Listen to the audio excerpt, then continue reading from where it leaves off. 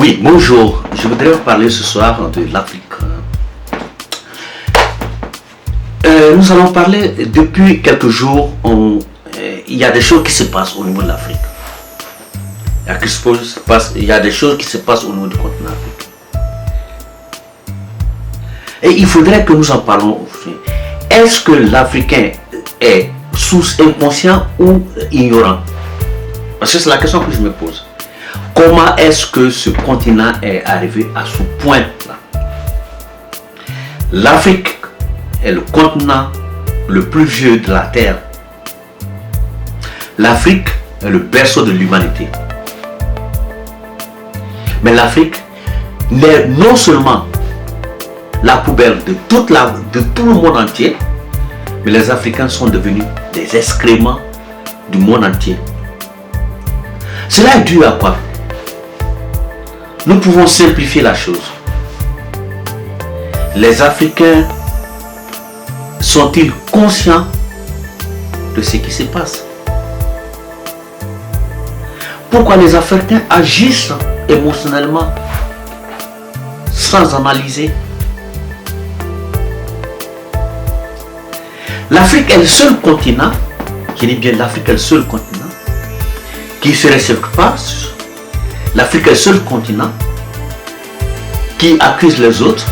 L'Afrique est le seul continent qui n'a pas de considération pour lui-même. Les Africains n'ont pas compris le côté spirituel de la chose. Les Africains n'ont pas compris ce qui se passe autour d'eux. L'Afrique est un continent musulman, chrétien, bouddhiste, et j'en passe, hindouiste, mais il n'y a aucune religion africaine représentée. Mais ça devait nous dire quelque chose. Ça veut nous dire que l'Afrique en tant que continent ne se respecte pas. Ça veut dire que l'Afrique en tant que continent n'a aucune considération pour lui-même.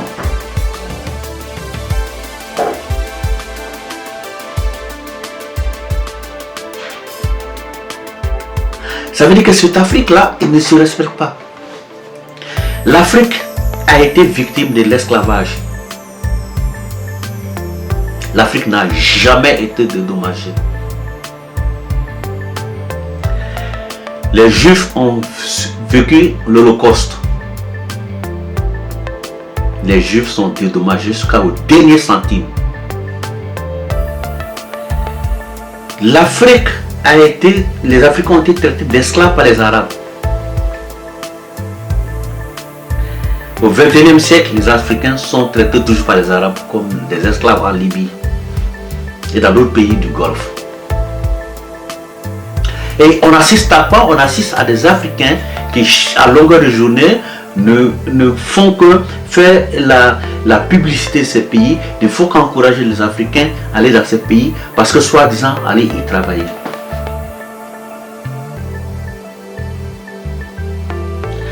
Nagasaki, Hiroshima ont été bombardés.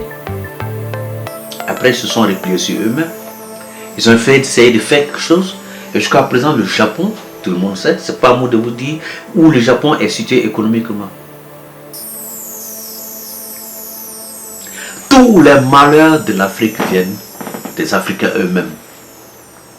Nous allons parler de ça toute la journée, toute la nuit, mais l'Africain n'a jamais pris cette responsabilité d'accepter sa propre bêtise, parce que moi je l'appelle ça une bêtise. L'Africain vit au-delà. Il y a plus d'églises en Afrique que d'écoles. L'Africain est musulman. L'Africain adore cette religion que l'Africain ne comprend pas. L'Africain ne comprend pas les textes. L'Africain est chrétien. L'Africain parle d'Israël, parle d'une religion que l'Africain ne connaît pas. L'Africain associe ça à sa connaissance. L'Africain est Bouddha, que l'Africain ne connaît pas. L'Africain ne sait même pas d'où ça vient. L'Africain est tout sauf Africain lui-même. Comment vous pouvez vous développer? Moi, je mets tout le monde au défi. J'ai dit bien, je mets tout le monde au défi de me citer une religion africaine qui est considérée. On va parler du vaudou. Les Européens ne considèrent pas le vaudou. Combien de pays africains considèrent le vaudou? On va parler de poro chez les Sénoufos. Combien de personnes considèrent le poro? Le poro est considéré que chez les Sénoufos que la partie nord de la Côte d'Ivoire. Après ça, c'est fini.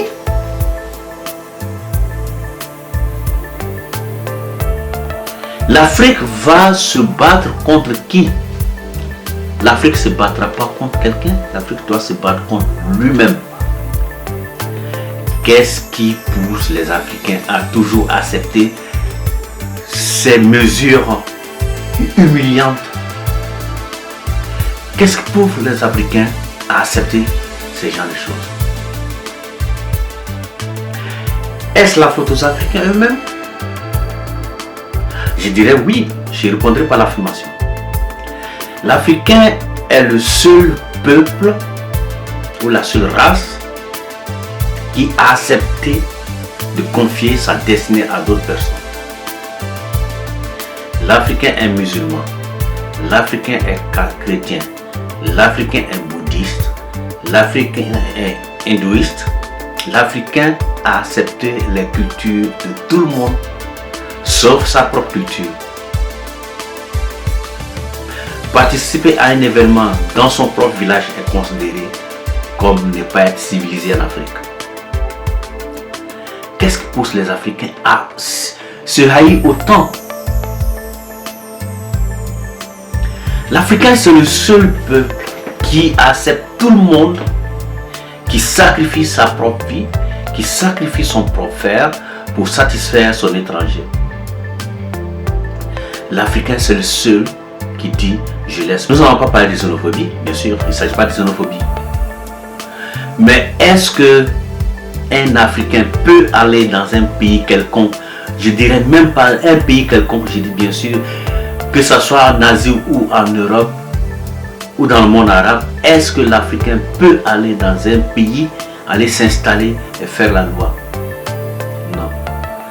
Mais on le voit, ce sont les Africains eux-mêmes qui vendent leurs propres frères.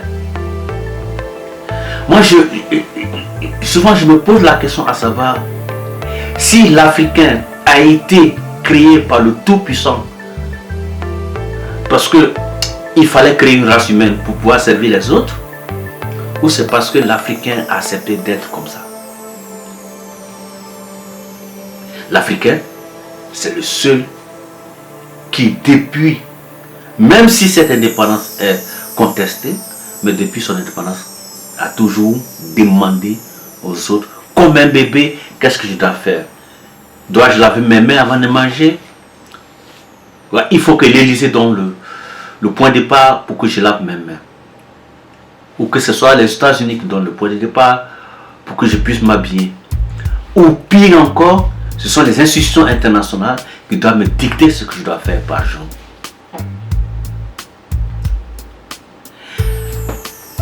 Après, dans les années 80, 70-80, la Côte d'Ivoire dépassait la Corée du Sud et la Corée du Nord et la Malaisie au niveau de PIB par habitant. La Chine, pendant 50 ans, s'est enfermée à boucler ses frontières pour pouvoir développer une technologie, pour pouvoir penser à ses enfants. L'Africain, c'est le seul qui a ouvert. C'est celui qui n'a pas cherché à savoir ce qui ne va pas. Tout récemment encore en Chine, après que le virus soit découvert en Chine, après que la catastrophe soit découverte en Chine, qui paye les pots cassés actuellement, c'est l'Africain.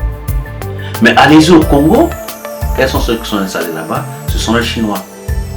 Allez-y au Niger, allez-y dans d'autres pays, ce sont les Chinois qui sont là-bas.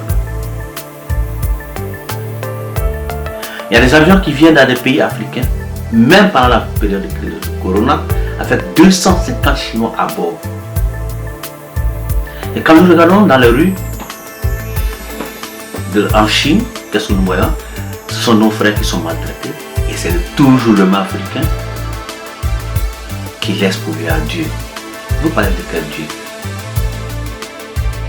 Comment parler de Dieu alors que vous n'en avez pas?